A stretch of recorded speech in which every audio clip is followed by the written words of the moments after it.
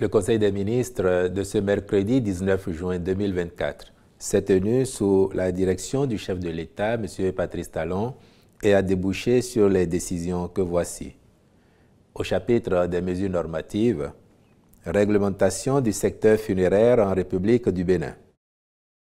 Ce secteur est régi, jusqu'à présent, par l'arrêté interministériel du 23 février 1995 portant réglementation des activités de pompes funèbres par les entreprises privées.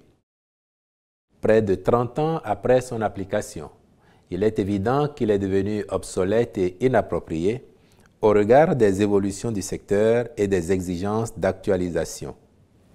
Il n'a, en effet, pas pris en compte tous les aspects de la sphère funéraire et s'est limité à la gestion des entreprises privées de pompes funèbres. Ainsi, il n'aborde pas la gestion des cimetières, alors que ces dernières années, des situations conflictuelles ont été enregistrées, ayant comme origine leur aménagement. De même, il est observé par endroits de graves lacunes, notamment en ce qui concerne le respect de l'intégrité physique et de la mémoire des défunts. S'y ajoutent des manquements en matière de protection de l'environnement. En raison de ces insuffisances, il urge de renforcer la réglementation aux fins de réorganiser le secteur funéraire en le mettant aux normes et standards requis en matière de santé, d'hygiène, d'assainissement et d'environnement en vigueur au Bénin. Le présent décret instaure donc des innovations qui s'appliquent à la catégorisation de ces activités, la fixation des normes techniques, sanitaires et environnementales applicables à la création, la gestion des pompes funèbres, des funérariums, des crématoriums et des cimetières. Il prévoit également les qualifications minimales requises pour opérer dans ce domaine et les sanctions encourues par les contrevenants aux règles édictées. Les ministres concernés par le sujet prendront toutes dispositions utiles à l'application effective de la nouvelle réglementation. Au titre d'autres mesures normatives, le Conseil a adopté les décrets portant transmission à l'Assemblée nationale pour examen et vote des projets de loi portant Code de l'aviation civile et commerciale en République du Bénin et fixant la fête annuelle des religions traditionnelles en République du Bénin. Au chapitre des communications, en point 1, réorganisation des interprofessions anacarde et soja en vue de l'établissement d'accords cadres avec l'État. Depuis ces dernières campagnes agricoles, grâce au soutien de l'État, la production d'anacarde et de soja est en constante augmentation, aussi bien que les exportations qui en découlent.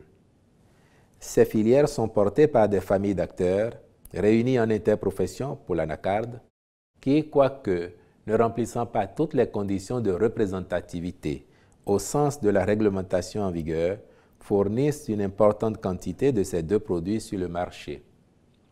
S'agissant du soja en particulier, les acteurs ne sont pas encore en interprofession, mais les producteurs sont organisés au sein de l'Union nationale des coopératives de producteurs de soja du Bénin, représentées dans 50 communes sur les 77.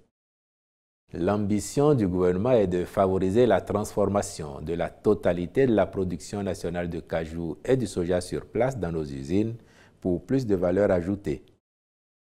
Dès lors, il s'agira d'œuvrer à la performance globale de ces deux filières avec pour retombée, entre autres, l'amélioration des prix aux producteurs. Ceci nécessite d'une part l'établissement d'accords interprofessionnels directs entre les familles de producteurs et des transformateurs, les porteurs de risques prépondérants au sein de la filière et, d'autre part, par la signature des accords cadres avec l'État pour les deux interprofessions restructurées. C'est à cette fin que leur réorganisation est planifiée pour être exécutée par la Chambre nationale d'agriculture qui mettra en place un comité national d'orientation et un comité technique de mise en œuvre du processus de restructuration. En point 2, compte rendu de la tournée nationale gouvernementale de reddition de comptes aux populations sur la mise en œuvre du PAG 2021-2026. Organisé du 25 mai au 8 juin 2024 dans nos 77 communes, La dite tournée a permis, d'une part, de présenter et d'expliquer aux diverses couches de la population les actions phares mises en œuvre par le gouvernement ainsi que les progrès réalisés dans tous les domaines. Elle a donné l'occasion, d'autre part, d'expliquer la rationalité qui justifie certains choix opérés, d'expliciter les difficultés rencontrées, d'annoncer les perspectives, mais aussi et surtout de recueillir les perceptions des populations et leurs préoccupations. Des rapports produits par les différentes délégations, il se dégage que cet exercice de reddition de comptes a été largement apprécié et sa réédition vivement souhaitée. De façon générale, les populations ont exprimé leur satisfaction quant aux actions et réformes opérées en si peu de temps, notamment dans les domaines tels que les cantines scolaires, l'accès au microcrédit, l'autonomisation des femmes, l'accès à l'eau potable, la situation des aspirants au métier d'enseignant, la construction d'établissements scolaires, la gestion de la sécurité, l'accès à l'électricité, l'asphaltage, l'assainissement et la voirie urbaine, les infrastructures routières, marchandes et sportives. Aussi, ont-elles désiré une intensification des dites actions afin qu'elles génèrent encore plus d'impact au niveau communal et à l'échelle nationale.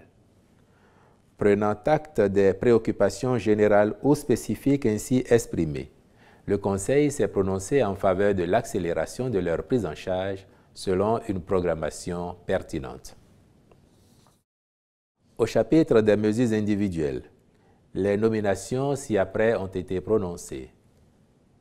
Au ministère de l'Intérieur et de la Sécurité publique, directeur général de l'Agence béninoise de gestion intégrée des espaces frontaliers, M. Youssoufou Adam.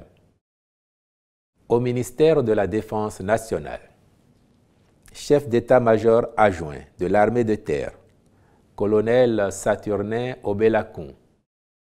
Chef d'état-major de la garde nationale, colonel Faïzou Gomina. Chef d'état-major adjoint de la garde nationale, colonel André Dokui Fofo. Conseiller technique à la stratégie, colonel François Amoussou. Directeur de la participation des armées au développement et aux tâches d'intérêt public, colonel-major TTD Idjouola. Directeur central du génie des armées, lieutenant-colonel Philippe Neri Ali. Directeur central du génie des armées adjoint, lieutenant-colonel Megalvio Tossa, je vous remercie.